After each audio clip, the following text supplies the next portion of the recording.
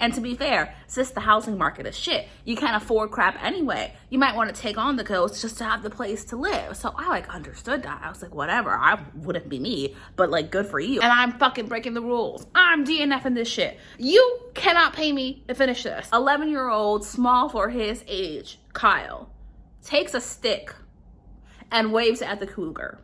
And is like, leave, get out of here. And the cougar sees Kyle for the obvious threat that he is with his very small size as an 11-year-old child and runs away.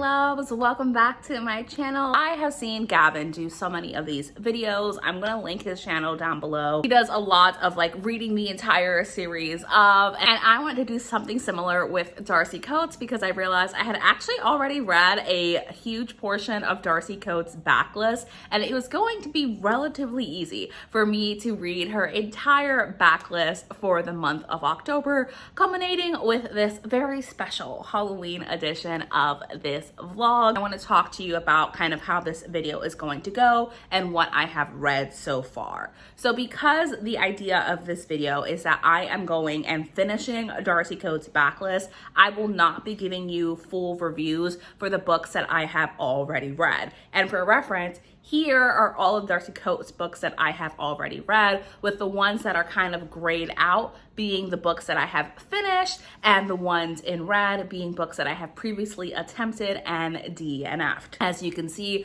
Darcy Coates has a huge backlist and a ton of novels and short stories that she has written. This second page that you're seeing right here is actually her backlist of mostly short stories and short stories collections. With full disclaimer, Darcy Coates doesn't have these books easily accessible. They're not like on her page. You can't purchase them on Amazon. They're really difficult to find or out of print. And some of these stories were actually like exclusive short stories that if you signed up for like a newsletter, it got sent out to you. So while I will be trying my best to finish Darcy Coates' entire backlist, I'm not prioritizing these short stories just because they are so hard to get my hands on. Maybe one day in the future, I will go back and read some of these short stories or try to find them. But for the purpose of this video, my main focus and my main attempt is going to be reading her entire backlist of complete novels or collections of short stories, and not these individual short stories that you saw on the second graphic that I showed you. As a general guideline for this, I am not allowing myself to DNF these books, but I do get 2 get out of jail cards. And what that means is that if I get to a story that I am absolutely hating and I do not have any ability within me to try to finish, I'm allowed to DNF that, but I am only allowed to do it twice. So I'm going to be very mindful about not doing this too often. And instead of this being reading vlog style, I'm going to check in with you after I finish 3 or 4 books to the point where we've finished the entire backlist. So I hope that you enjoy this video. Again, check out Gavin's channel. It is linked in the description below because he's the king of doing these kind of videos, and his videos are so much fun. I hope that this is at least somewhat fun for you, and I hope that I find some new Darcy Coates favorites. Her backlist is huge, so I do plan to do a part 2 to this video where I'm telling you which Darcy Coates books I think you should start with and what my favorites are of her entire backlist. But without further ado, let's jump on in so we can get to the first 4 books that I read for this video. Hello, my loves. It is time for our first check-in because I have read 4 books from Darcy Coates. I've read The Haunting of Blackwood House, The Haunting of Gillespie House, The Folcroft Ghosts, and surprisingly, Crawspace, because it was a bonus addition to The Haunting of Gillespie House. So let's talk about the books that I read. I'm gonna try to be as detailed as I can be so you can get the most thorough updates. So the book I'm gonna start with is The Haunting of Blackwood House. In The Haunting of Blackwood House, you are following Mara and Neil. Now, Mara grew up in a spiritualist household where her parents did a ton of seances and really tried their best to gather evidence that the paranormal is real. Mara has a lot of religious trauma and as such does not believe in ghosts, does not care to believe in ghosts, has no patience or willingness to hear out anyone who might believe that ghosts are real. She thinks that everyone who believes in ghosts is a fool and a fraud, and And so when she finds herself in a situation where she finally has saved up enough money to buy her own home, she decides that she is going to buy it. And the house that she wanted fell through, so she ended up having to purchase Blackwood house.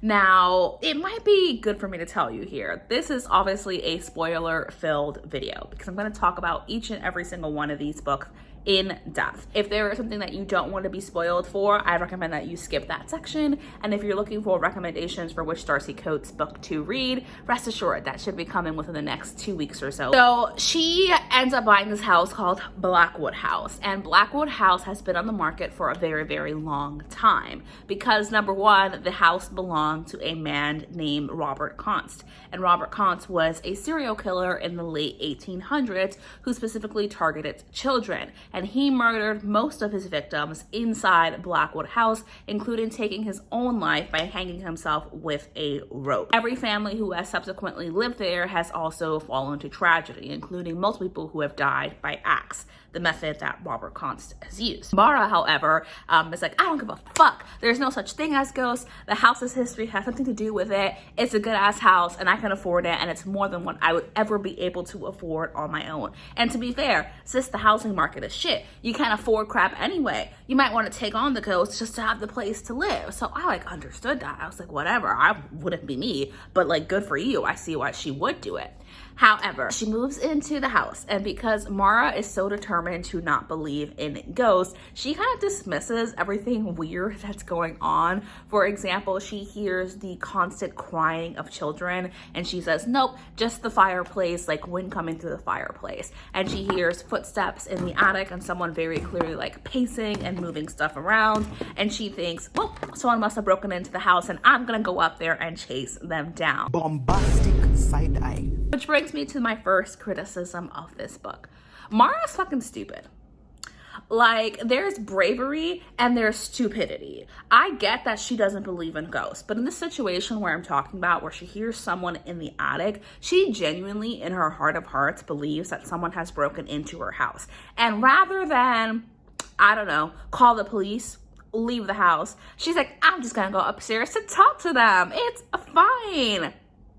Like, girl, what the fuck are you talking about? Like, you would not do that. If you thought someone had intruded into your home, you would not go up into the attic and say, let's kumbaya and like make peace without a weapon. Like, what? Mara also is in the house by herself, right? And she lets her phone die. And she's like, I don't care. I don't need a cell phone. I'm like, you are isolated in the middle of the woods, in a home where very few people know that you live, where a notorious serial killer lived and everyone has died. Even if you don't believe in ghosts, there is real danger in you being in your house by yourself in the middle of the woods with absolutely no cell phone service at all. But anyway, right, like that happens and I'm side-eyeing Mara this whole time, but I'm like, whatever, maybe Mara is just triggering me because I'm also a hyper independent girly and I'm seeing bits of myself in there and I'm like, ooh, girl, no, like, let's talk about this.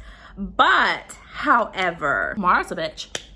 Like, I hate to say it, but like, she is. And I read the reviews and I saw a lot of people say that they had an issue because they thought that Mara was supposed to be like just this independent character, but she was poorly portrayed and just instead of becoming an independent character was someone that you hated. And I would argue that Darcy Coates actually does know how to write an independent character and the majority of her characters are independent. Mara, I think intentionally was supposed to be an unlikable character. And I'm gonna give you some examples. Mara has her loving boyfriend, Neil, who I mentioned, and Neil always goes out of his way to like help and support Mara. He really loves her. Mara has a short temper and tends to fly off the handle with a lot of people who even bring up any kind of mention of a ghost or who even show any kind of care towards her and like sympathy and concern and say, hey Mara, I'm concerned that you're in this house. Here's some things to help you out. Just flies off the handle, and it's always up to Neil to calm her down. However, Mara consistently yells at Neil, puts him down, talks really badly, and anytime he does anything to help her, she like flies off the handle and like completely goes off. For example, he gets a couch that he purchases pretty cheaply because Mara doesn't have any place to sit. So he buys that for her and brings it into the house, and she, instead of being grateful, is like, I don't fucking need to depend on you. Like, completely goes off, take it to the dumpster, I don't want it, how dare you do this and this and this. And she's always like that. Always like that. And while I found Mara deeply unlikable, I think that what Darcy Coates was trying to do here was showcase a character who had trauma in her past, and I don't think that Mara genuinely wanted to be this way. It had only been for her about 4 years since she left her parents' situation, so she was 22, and she has a lot of religious trauma that she's really just not confronting and is hoping to ignore, even though it is actively affecting her and her life. And she may not be at the point where she is ready to confront that, but I will be very honest with you and tell you that because of that and how easily Mara is triggered, she hurts the people around her and is quite a vicious person at time, very cutting with her words, and that made her deeply unlikable. Because when I was listening to the audiobook, most of these are on Scribd now, by the way. They used to be on Kindle Unlimited. I was just like, I don't like her. I don't like Mara, and I found myself just saying, girl, I really need you to like work through some things. I need you to like look at a mirror and take a look at yourself and understand why it is that you are going off on the people who love you the second they show you any kind of sympathy, affection, and love. And rather than having conversations about why certain things wouldn't be uncomfortable, because it's fine for her to have boundaries and it's fine for her to say, I don't want you to buy me things, but it's not fine for her to scream and yell at people and tear them down anytime they do anything to even remotely upset her. That I had an issue with.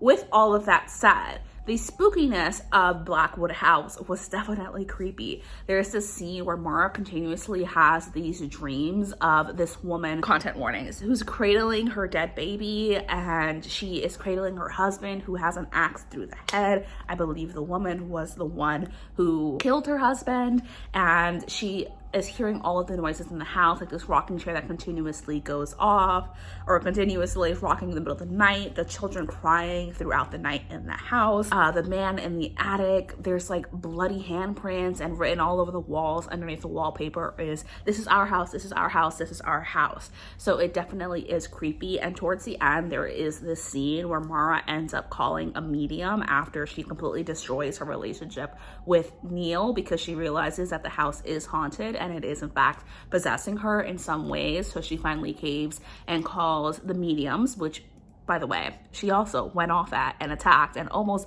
literally starts swinging at them right before this. She calls them over, and as she's going to go get Sage to just help the mediums like do their thing, even though she's skeptical, she's desperate, she ends up running into Robert Const, and Robert Const just whispers in her ear and says, don't scream, sweetheart, and takes the rope that he hung himself with, wraps it around her neck, and throws her like off the balcony. I think she's hanging from the stairs.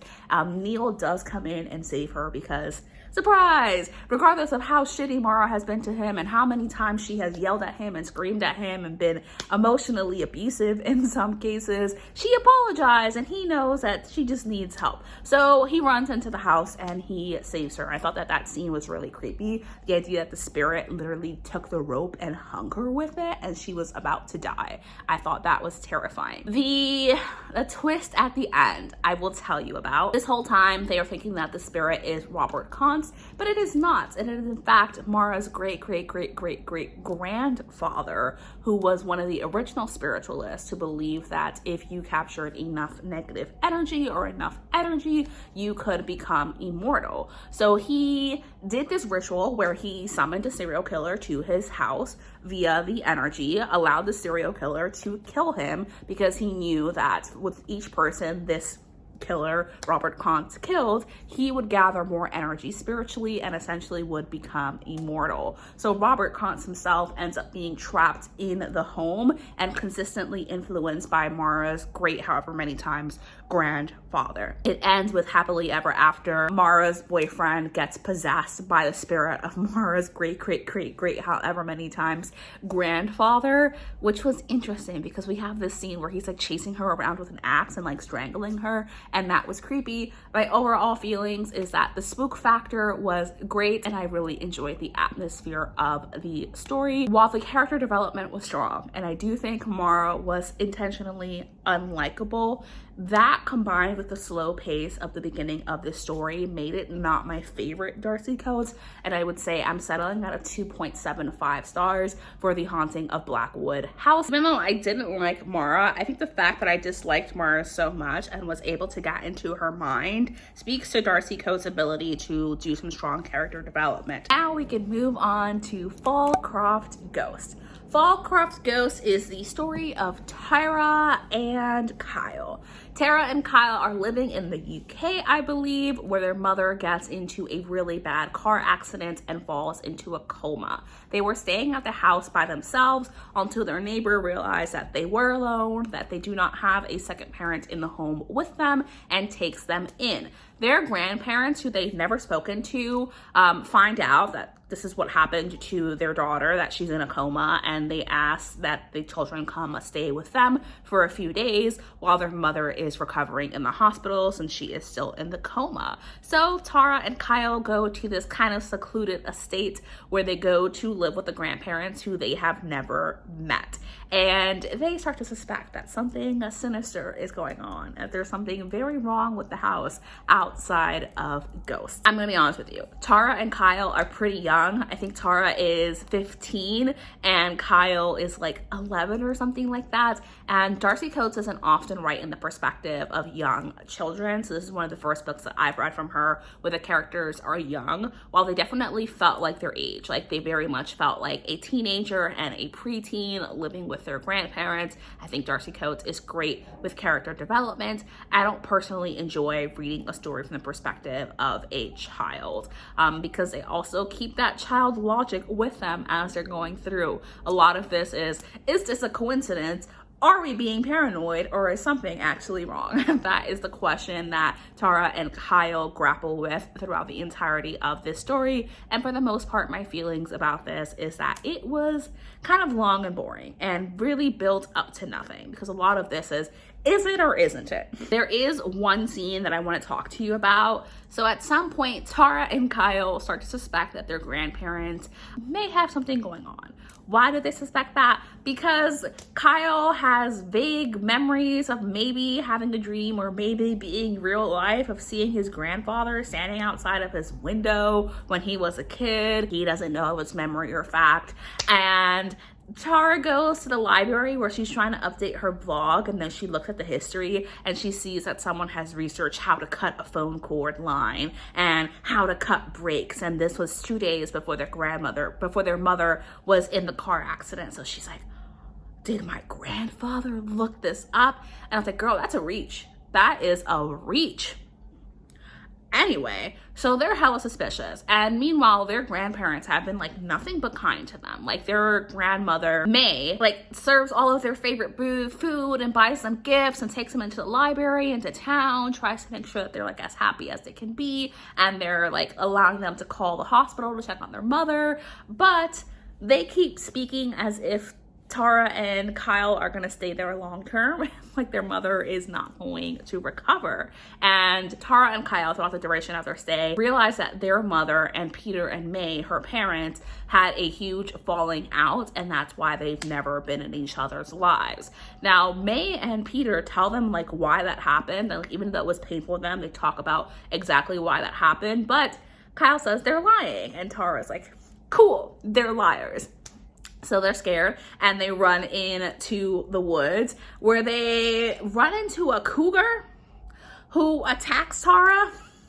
But don't worry, Tara is fine because Kyle, 11-year-old, small for his age, Kyle, takes a stick and waves it at the cougar.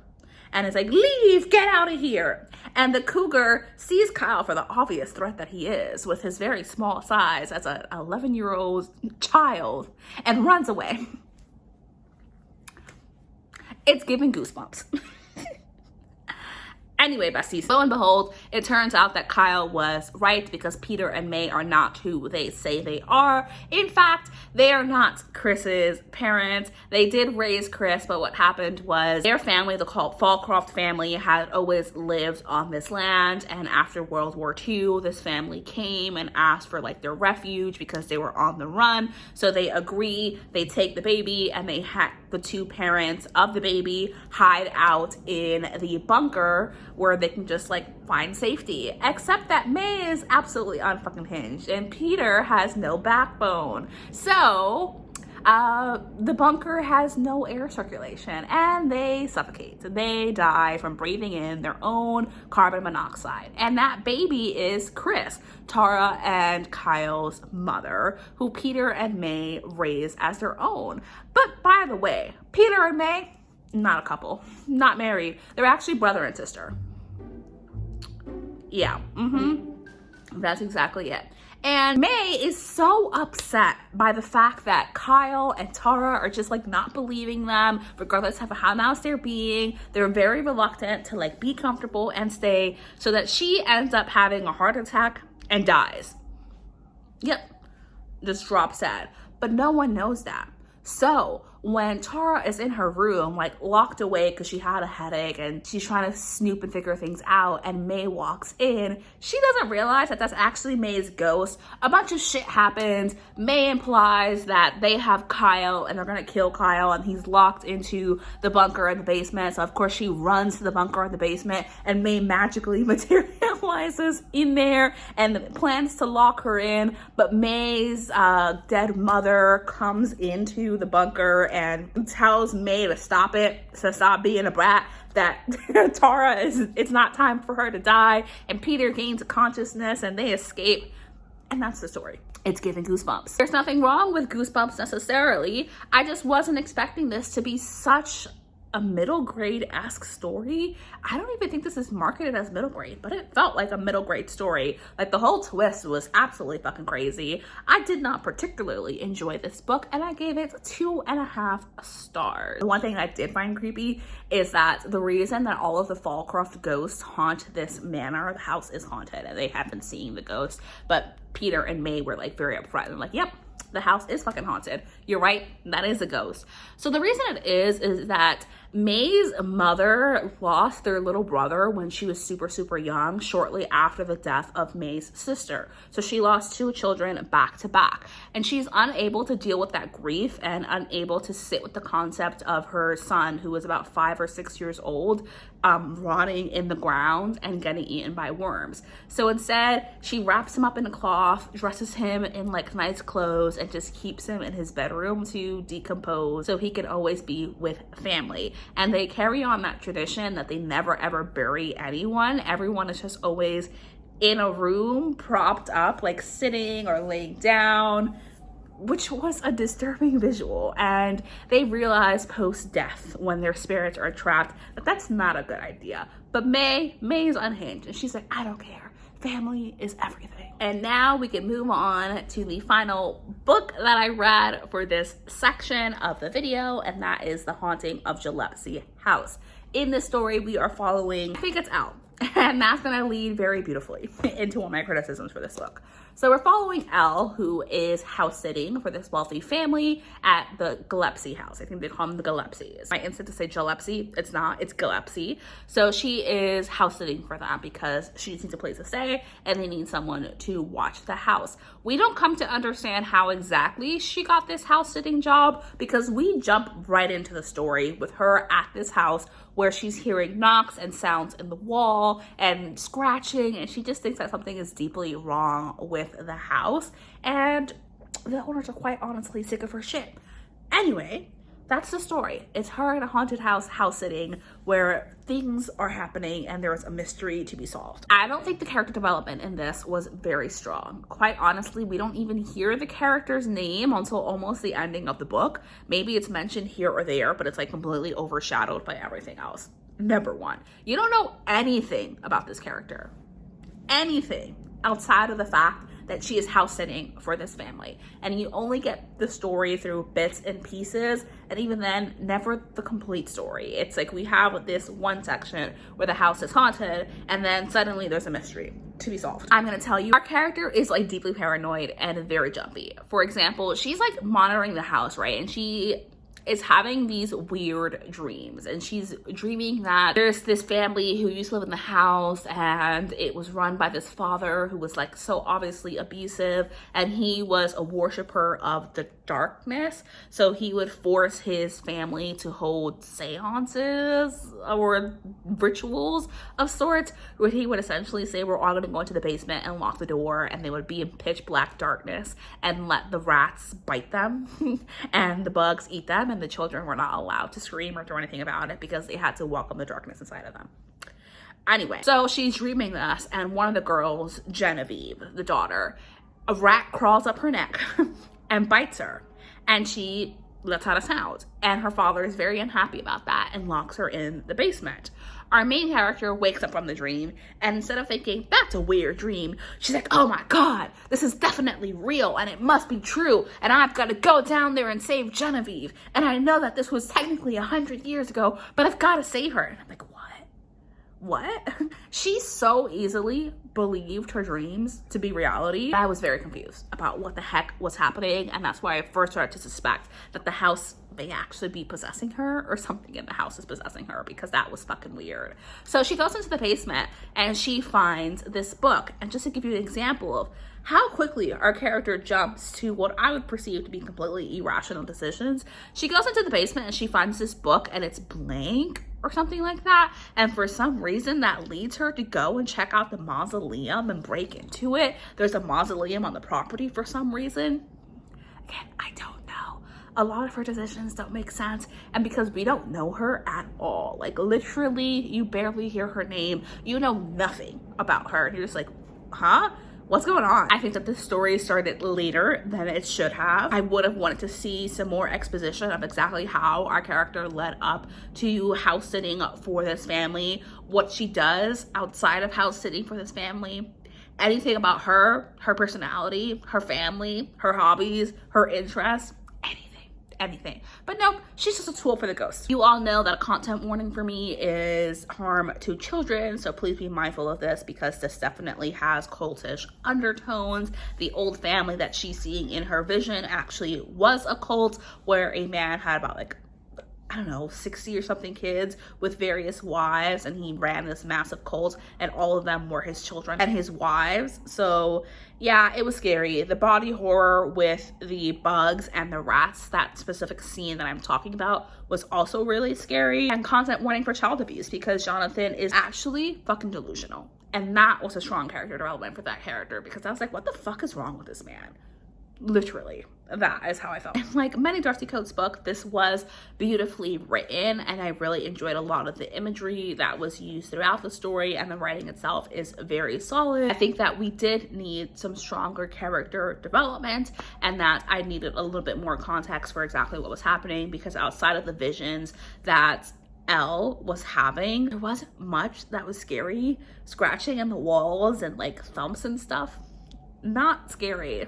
Pipes and rats, like something that can easily be explained away. I want horror, like I want you to spook me, and this did not spook me. But towards the end, there definitely was this scary scene, this final battle between Elle and Jonathan, who led this cult and like abused his children, that guy.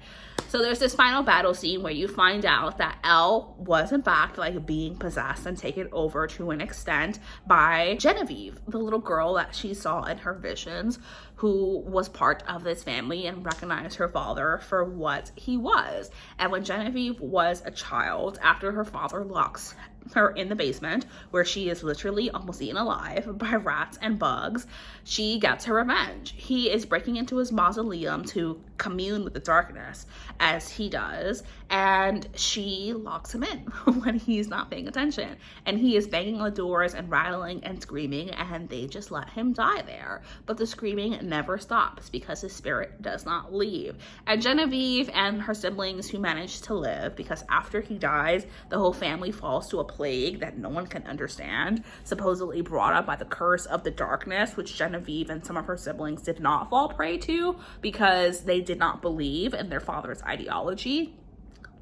Okay. They go on to live happy lives, but in Genevieve's final days as an old woman, she finally goes to confront her father's spirit in the mausoleum, and she is intending to send him back. However, he has powers of darkness on his side. Why he wasn't able to use those powers of darkness to break out of the mausoleum, don't know. But he does, and he destroys Genevieve, and she dies there, and she is left to rot.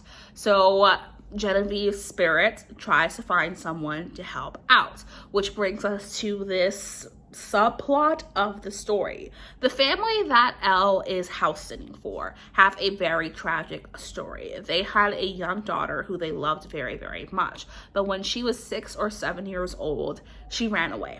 And they have been desperate ever since to find her, but it has been a long time, like 5 years, and they have given up hope that they are ever going to find their daughter alive. So they're just trying to take a step away from the house, and they're trying to find some sense of peace, disrupted by their paranoid and jumpy as fuck house sitter who calls them at 3 a.m. because she hears a noise in the wall. Anyway, their daughter was called Hannah, and Genevieve started calling to the people in the house, and unbeknownst to her, she was calling to a small child who was too young to help her with the situation with Jonathan. But Hannah hears voices in the wall. She doesn't know any better. She finds this kind of doorway that Jonathan had built into the house, so she goes in, and she's walking down to follow the voices, but there's a trap. And there is a hole in the ground with a massive drop that she ends up falling into, and she dies there. And because no one knows that this exists, that is where her body is left. Genevieve obviously calls on Elle, and Elle has to do this massive battle with Jonathan in the mausoleum to send his dark and twisted spirit back to hell. At least that's what it feels like. The scene was creepy, but I don't think this is Darcy Coates' spookiest book. And while it was enjoyable for what it was, it falls to the same pits as some of the others. And then I felt that this was a little bit boring and meandering at times. I ran out of space. I don't know exactly where I left off, so if there's a weird jump here, apologies. It was just weird with the ending. I think that it was deeply confusing with the story, and I just needed more explanation for exactly what was going on. But I did end up giving The Haunting of Gillespie House a 3 stars total. And so we come to the short story that I unexpectedly read for this video. I was not going to prioritize the short stories because I mentioned in the intro, they're very difficult to get your hands on. Many of them are not in print, and a number of them were exclusive to Darcy Coates' newsletter many years ago. When I was listening to The Haunting of Gillespie House, I was surprised that the audiobook ended, and then we got a note from Darcy talking about how this was originally a short story called Crawspace, but she was struggling to fit the story into that word length, and she just found that she had a bigger story to tell. So she wrote The Haunting of Gillespie House, and then she went back and wrote Crawspace with a much more refined vision and sense of what she wanted this short story to be. So she mentioned that you can see a lot of overlap and similarities, and while the stories initially started out as the same story, they eventually diverged and took their own paths, one becoming The Haunting of Gillespie House and the other one becoming the short story called Crawspace. So Crawspace is a short story where we are following a teenage girl and her parents who have just moved into this house. Now our teenage girl is kind of not rebelling against her parents, but her parents are what she thinks of as hoarders. They just keep a lot of stuff, and she likes neatness and order, and she hates that they have so much crap. So she's just like, nope, that's not me. But despite that, they have a very loving relationship, and she may be frustrated with her parents, but she loves them and their quirky little personalities. So they move into this house, and she moves into this specific bedroom.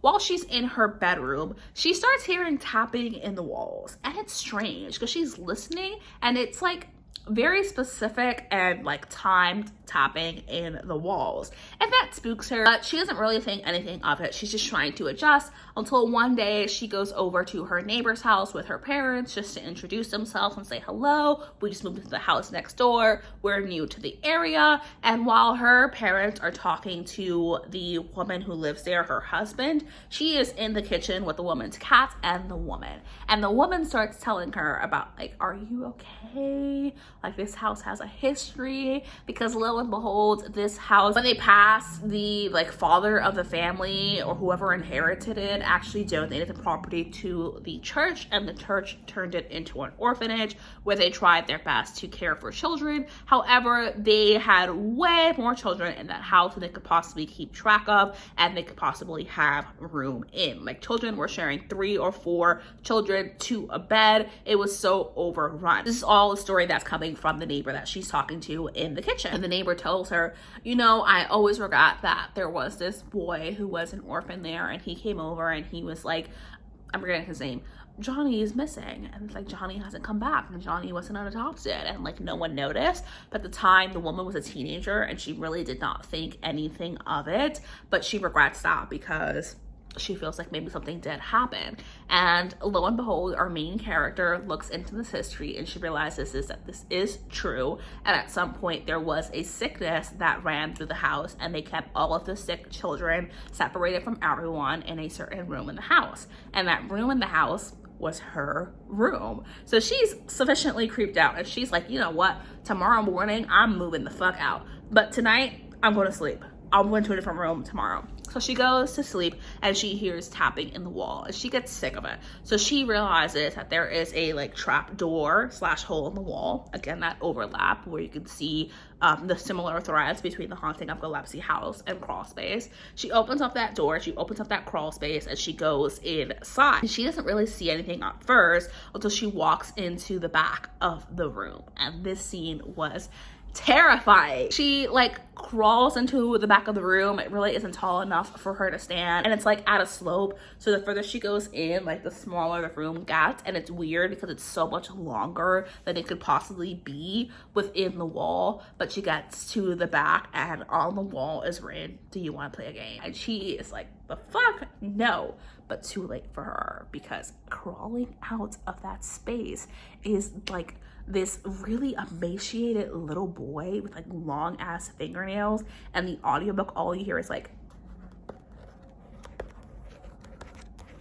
that almost. And it's scary as fuck, because then the space like transforms and there's suddenly a bunch of children like going at her and chasing her, like crawling towards her. Like, picture a horror movie when they hire contortionists to do that. Like, picture that. That's what's coming towards her, and she's freaked the fuck out. But she wakes up.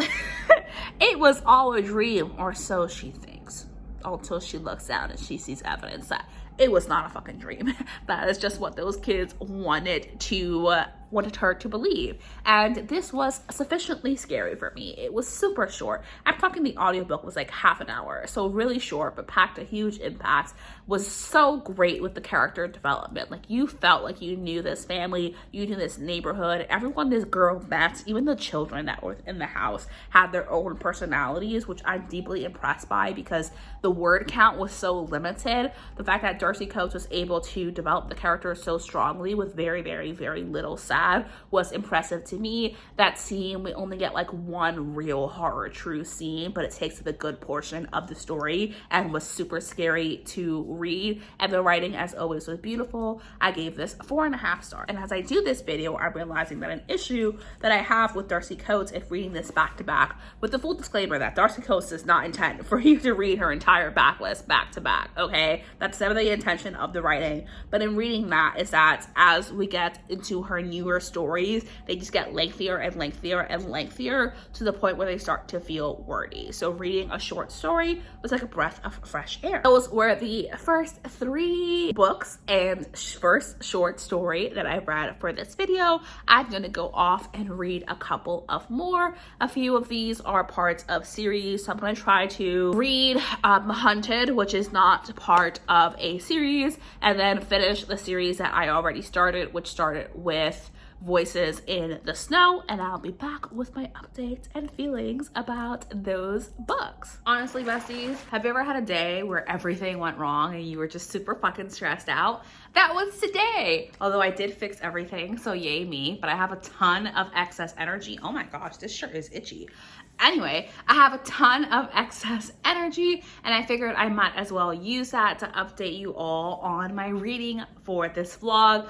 I'm gonna be honest with you, I meant to post this on Halloween, but I got really burnt out on reading horror and it was starting to give me anxiety, which you can view as a positive thing, or at least I can, in terms of the quality of the horror that I was reading, because it genuinely started to affect me. But anyway, let me catch you up on what I've read so far as we are in this glorious month of November. Yikes. So I read Hunted, and Hunted is the story of Eileen, who is just trying to find herself, trying to push herself to be more adventurous. So she goes on a solo trip and she decides that she's going to go hiking in a forest alone. Why? I don't know. Maybe she wanted her own wild moment. Anyway, Wild the book and the movie with Reese Witherspoon. Just to clarify.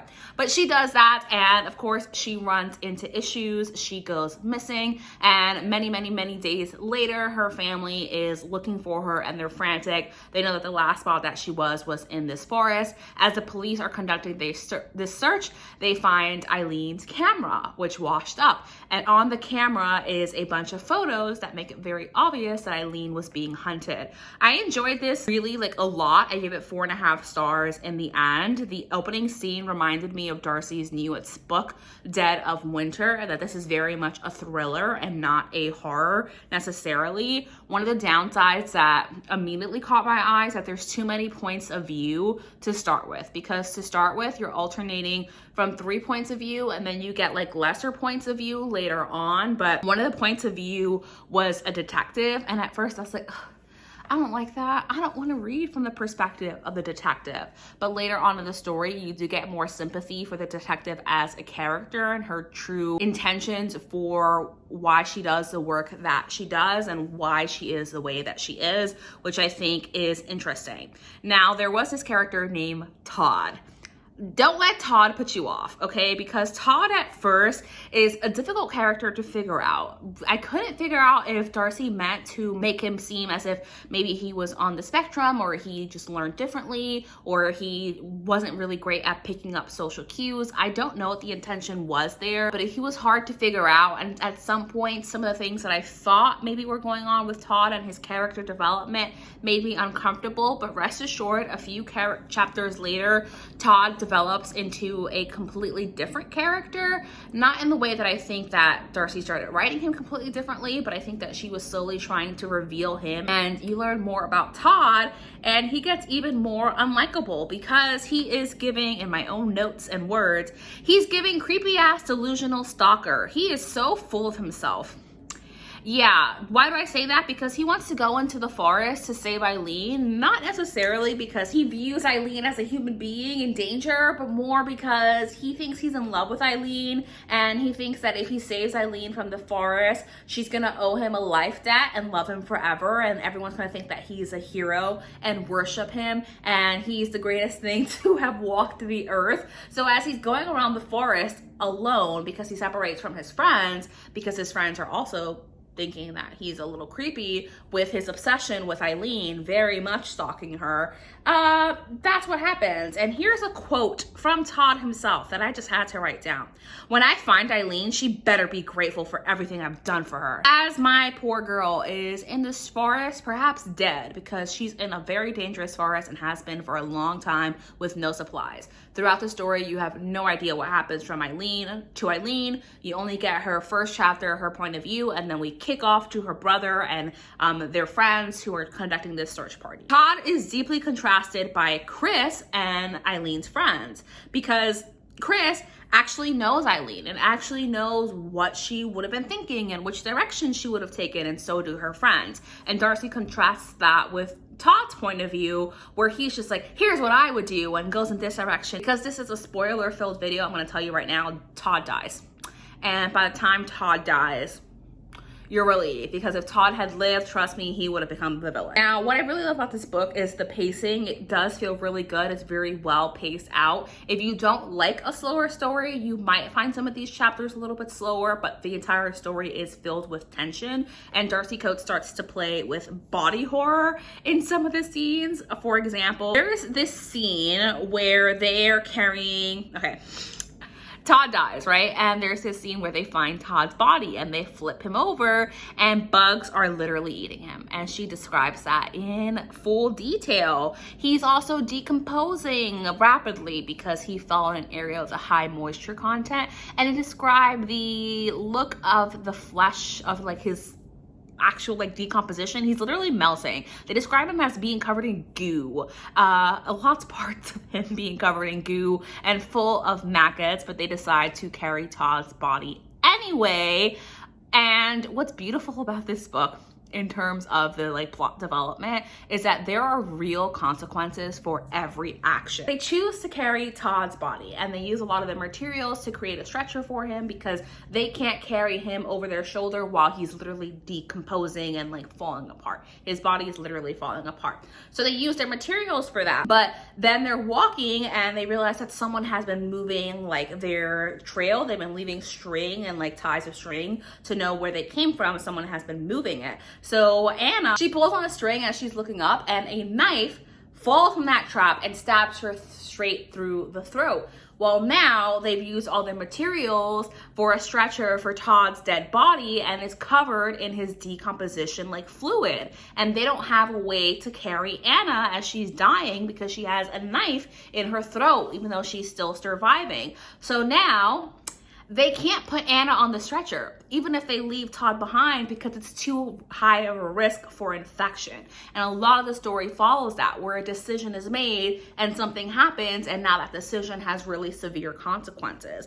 I enjoyed this story so much, and I really like that aspect of the story. It was really gory and gross. Todd's decomposing body is just one of the gross scenes, and it had one of the most shocking endings because we find out who the actual killer is from the perspective of our detective. And it's such an interesting concept because our killer isn't actually a killer in the sense that he's never physically killed someone on his own. What he does is that he dresses up as like these massive scary, like a massive scary monster, and he pushes people off the trail so that they get lost in the forest. And he has cameras kind of set up everywhere so he can watch their slow descent and watch them die, and die from like exposure to the elements, die from starvation. And anytime they get too close to like escaping, he'll come back out in his monster costume and scare them off the path again.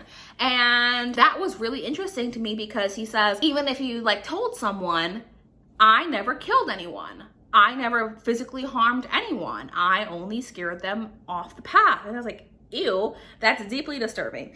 Anyway, it was very, very, very well done. It is such an interesting and fast-paced story, but please do be mindful that Todd's character can cause a lot of discomfort at first, and he has a character development that gives him another like pathway or another viewpoint that I wish we had just started with. If we had just started with him in this capacity without the beginnings of the story, where it could just lead to implications that I don't want to get into, and I wish that was done better. Then I read Quarter to Midnight, which is the collection of short stories. And let me tell you, Crawspace was also in here. So if you're looking at Darcy Coates Backlist and you're thinking this is a long ass story, there may be overlap, because guess what? Parasite is all the collections of the Station 331, all these short stories, which I'll pop on the screen. Parasite is that collection. So it's not as long as you think. And rather than going through one by one for each individual story that I read, I'm gonna tell you some of my favorites and some of my standouts. The first two chapters, or the first two short stories, are connected. It's called Vampire. I won't go too much into it, but it's essentially about this person who moves to this town, and there's this kind of urban legend that this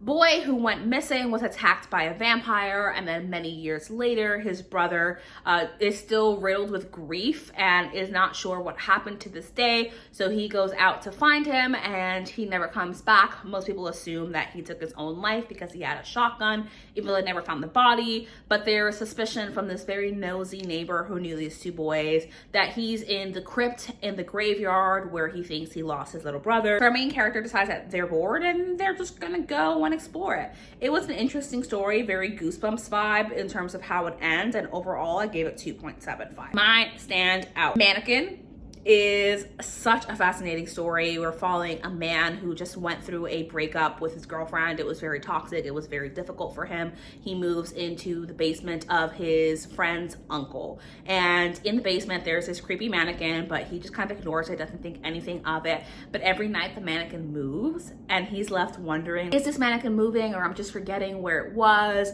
or is like the owner of this house trying to play a prank on me? And it all comes down to this scene at the end where it's essentially red light, green light, but super scary hard mode, where every time the light is dark, the mannequin gets closer to him, and the mannequin has thrown the keys outside of the room, and the room locks from the outside, so he can't get out.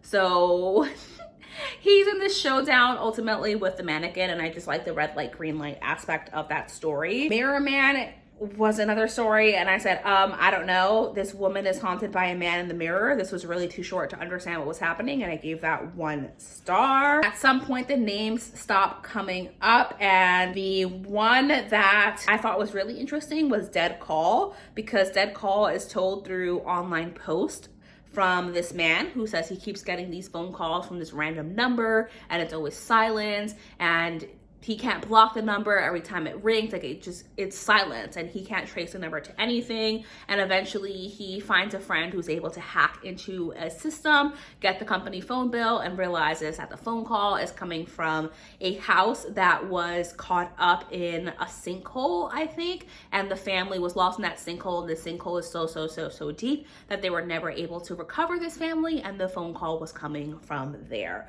which even now I get like shivers and chills. So it was a very eerie story. I also really like this other story, which I'm forgetting the name of. I said, maybe car wreck.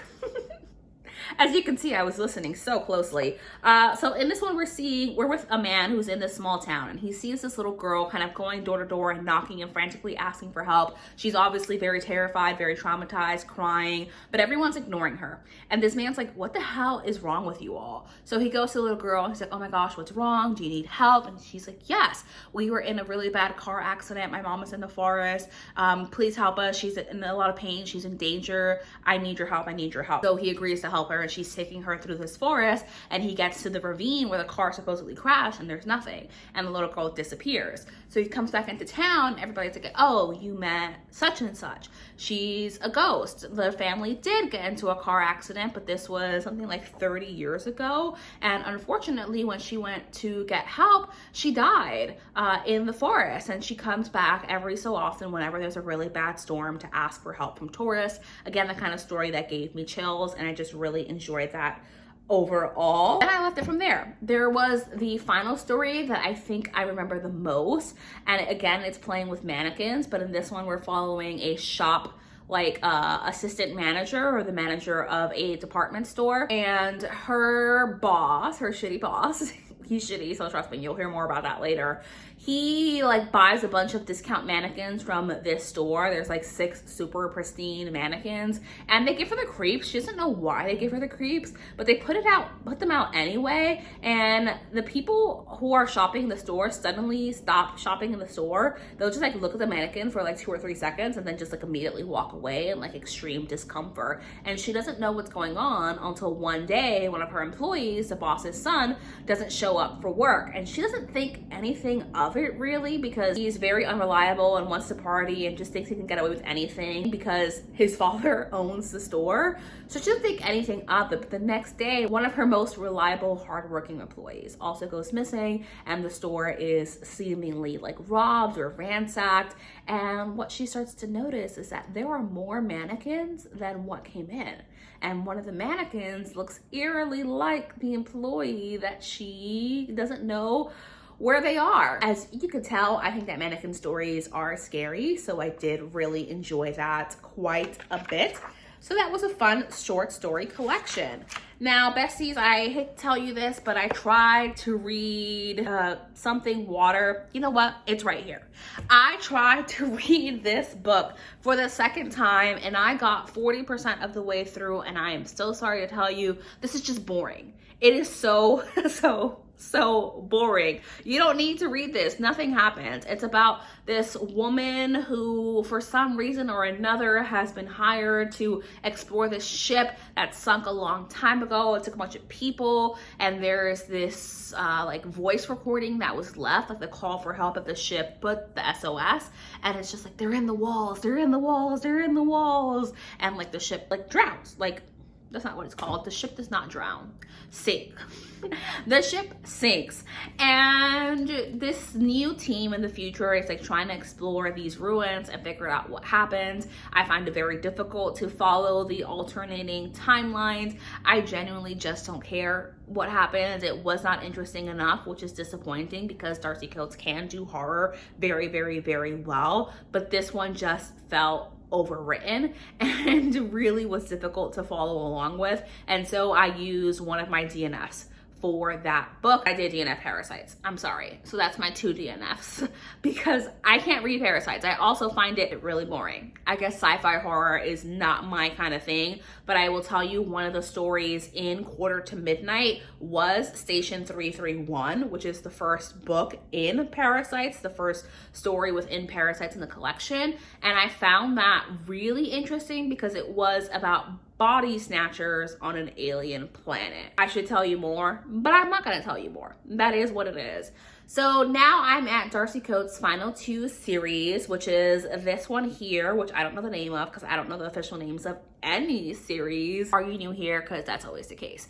Anyway, so it's this one here, which is the Dead of Winter one, which I have not gotten back into, but it's the one where I already read the first book of, and I really enjoyed it. It's classic cozy horror. And then there's The Whispering Dead, which is an entire series about a woman who can speak and see the dead, and there's this overarching mystery. I have already read the first book for that, but I'm gonna tell you more about that when I finish the complete series, just for the sake of making this video not 2 hours long.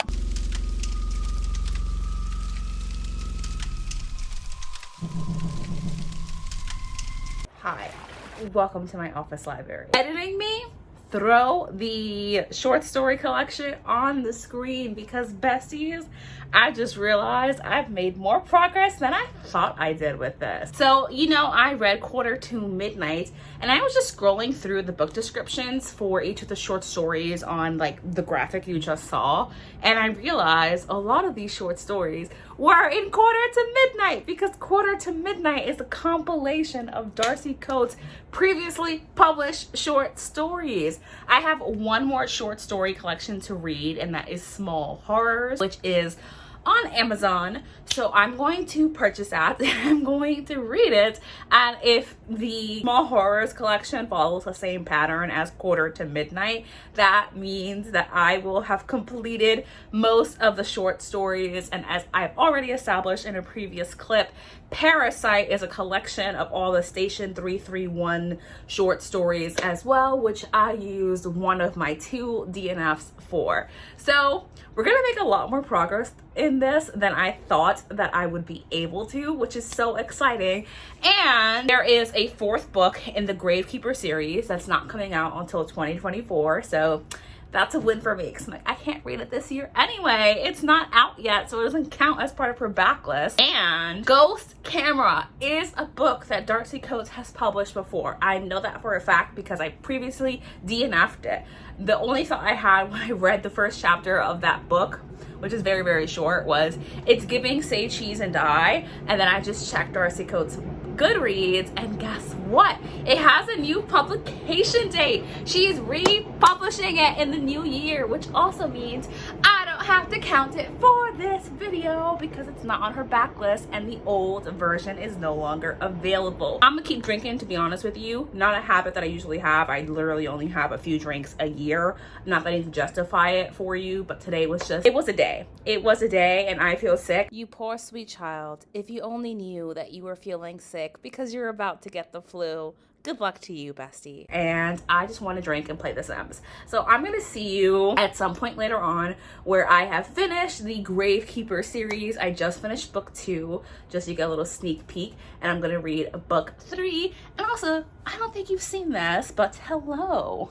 It's my new library. Yes, a book is missing here because I'm reading The Love Hypothesis as well. You know me. I read like 6 books at the same time. At minimum. If you hear that noise in the background, by the way, that's my computer because I'm exporting the video where I'm dressed just like this. The lighting is better because, again, snow clouds. Anyway, this short story collection, kind of boring. Honestly, I hate to say it, but listen, the stories are too short for you to really feel anything or for them to leave any kind of impact. They're literally like under 10 pages most of the time, which is, I say fine. It's challenging to have an impact in a story so short, and these aren't. And what I'm finding is that a lot of them have a very, very abrupt ending where it doesn't really feel like an ending. It feels like it just kind of cuts off, which is totally okay. I used to do that when I used to write as well, but I find that it doesn't actually wrap the story off and just feels like slamming the brakes just as the story is getting going. And originally in my little notebook, I was taking notes of each and every like small short story I was reading from the Small Horrors collection. But then I stopped doing that because I realized they're very repetitive and they're very the same. So I'm gonna talk to you about the first 9 or so stories that I read, and I'm gonna tell you that every story after that, and I'm at the 55% mark right now, has just been variations of these stories. So the first one is The Dog's Gravedigger, which is a story of a man who kills a dog by accident, and he tries to bury it out of respect for the child because the dog isn't collared, and he's thinking, I just have to respect this dog. So he puts the dog in the passenger seat of his car and drives off to the woods to try to bury this animal. First thought was, why would you put the dead body of the dog in the passenger seat? I immediately flagged that. And then as he's burying the dog, he has a tarp and a bunch of other things to bury something with in his trunk, and thinking, wait, that's weird. You just hit this dog. You weren't planning to hit this dog. But no, he has the dead body of his wife in the trunk as well. So he cares about burying the dog because the dog always respects people, but his wife didn't. And so he killed her. And that's exactly how it ends. I like the twist of the wife being in the trunk, but like all the stories in this collection so far, it's very abrupt. And it just leaves you with enough questioning of what exactly happened for this man to kill his wife. Like, what led up to that point? I gave that one 2.5, and my note is it's too abrupt to be scary, which is my note for most of these stories. Then we have Knocker, which I just said, this was boring and confusing. She's kayaking on this river, and there are like signs not to do that, but she's like, you're not gonna tell me what to do. I know these woods better than anybody. So she goes kayaking on the lake, or like this little river, whatever it is, this pond, I don't know. She's kayaking, and then she senses something under the water and trembling, and at first Darcy Coates makes you think that our main character is scared, but instead at the very end she gets very determined and she's holding something to kill the sea creature. And she tells you that her and her friends were there in the past, and one of her friends got pulled under by this sea creature, and she's here on a mission for revenge. And that's how it ends, with her and with the thing in her hand about to kill this creature. This was very confusing and abrupt, as I said at the beginning. I stand by my notes, and I gave this one 1 star. Then we have Sixth Floor, and this is a story about a man named Jack. And Jack's girlfriend works in an office in a pretty shady part of town. She works across from this abandoned building, and she has been coming home like very afraid, very anxious, very paranoid, and she tells Jack there is a man across the street who is just always staring at her from across the building. And Jack doesn't like this. Jack's like, I'm gonna go talk some goddamn sense into this man. So he breaks into that building. He goes up to the 6th floor where the man would be, and he finds that it's just a mannequin. So he laughs and he texts his girlfriend. He's like, babe, this is just a mannequin. Nobody's staring at you. And she's like, no, he's pacing. The man is always pacing.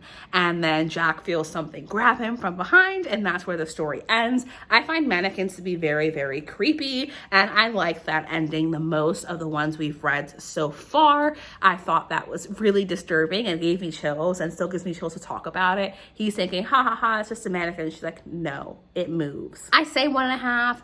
Maybe like 2 stars. It had potential to go there, but there were things in here that I just felt like was way too short. It was only like 3 or 4 pages, and you don't really know anything that happens. You just know that the mannequin is there. And honestly, I think 1.5 stars is too harsh of a rating. I might go 2.5 stars. Then we have the sightless, which my note just says Bird Box ripoff. Sightless creatures who hunt by sound alone in a silent world. And I can see a lot of the inspiration for like when Darcy Coates wrote this story and how it ultimately evolved into the books that I was just telling you about, that Voices in the Snow series, for these creatures who hunt by smell. They're not sightless, but they're by sound, excuse me. They're not sightless, but they hunt very much by sound. Like if you make a noise, they're going to run to that noise because they're kind of mindless, and that's what they do. And I thought that was interesting, but what this is a bunch of people who are stuck in a house, and these creatures are rambling around, and one of the roommates is like, we need to eat, and he tries to open a can of beans, but the beans are squeaky, and they go, which attracts the creatures. And the creatures come up to the window and break into the house, and they can't see. So they have to stay very, very still, all the people there, so that they don't get eaten, as these creatures are literally like there, right? Up in their faces, right?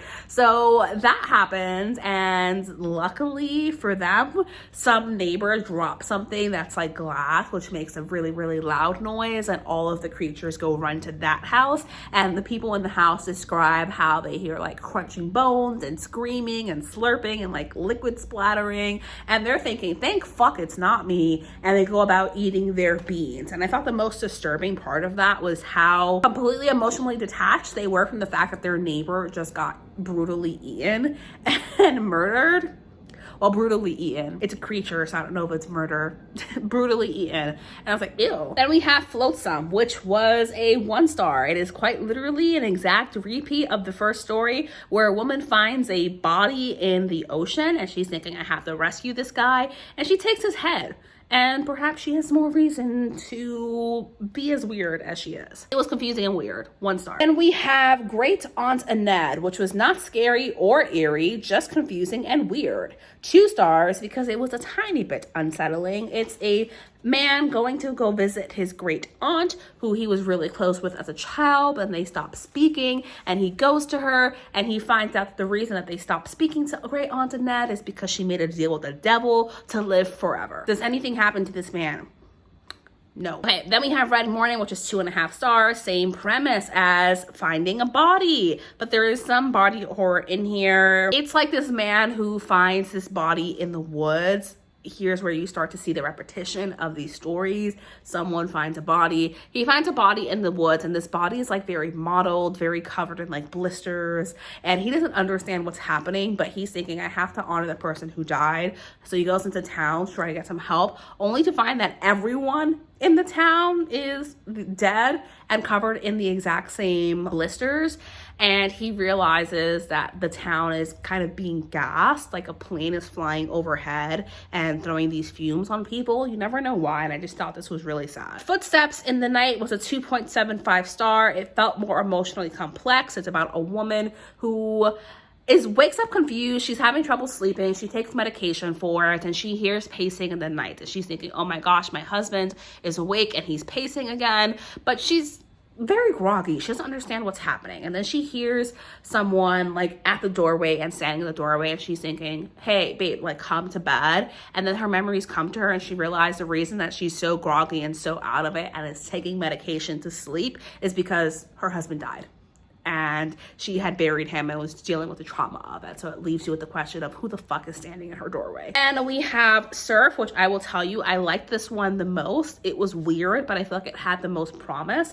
And this one, we are following these group of young adults. I want to say they're like between 18 and 21, and they're on the beach. And they're just like having this campfire, and the girl, our main character, tries to go like go for a walk on the beach, and she finds a finger on the beach, and the finger is like very, very fresh, and she's like, oh my gosh, someone is in danger, what's going on? So she goes back into the water, to the campfire, and she tells her friends, I think there's something in the water, this finger just washed up, it's fresh, it's still bleeding. And she knows that her friends are in the water, so they call out for help, for safety, to go get them. But when she turns around to her friends at the campfire, there is nothing but blood on the sand, and she realizes the danger is not in the water, it is on the sand. Now, as I mentioned, the character development here was really strong. Like, you got a good sense of each of the characters, their roles with each other and within the group, and just like the atmosphere of them on a beach. It feels like a beach in Australia where they're just kind of chilling and surfing. And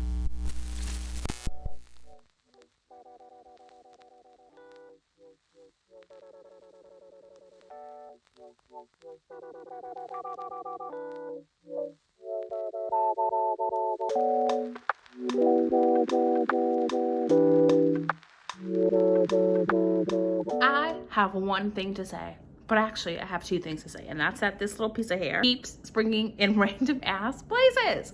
I don't know what to do about it. Anyway, besties, that's not better. That's not better. I'm here with an update on this short story collection, Small Horrors. I am over 50% of the way through. I have read half of the stories, and I'm fucking breaking the rules. I'm DNFing this shit. You cannot pay me to finish this. Oh my gosh, when I tell you, it's the same story. It is variations of the exact 3 same stories again and again and again and again.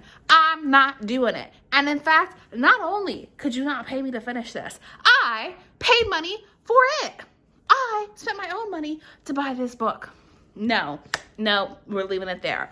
Also, besties, that's the official end of this part of this video, largely because I don't want to post a 2-hour long video. It's just too long, and that's coming from someone who loves a long video. Like, give me a 4 or 5 hour long video and I'm gonna be chilling, because that gives me all the time to have all the productivity and do background tasks. But you and I aren't there yet. I know that. It's okay. You're not going to watch a 2-hour long video. So in the next part of this video, you're going to see me complete the Whispering Dead series, as well as the Voices in the Snow series, and that will bring us to the end of the video where I've read almost Darcy Coates' entire backlist. I hope that you enjoyed part 1, and I look forward to seeing you in part 2 for perhaps some of my favorite books in this video.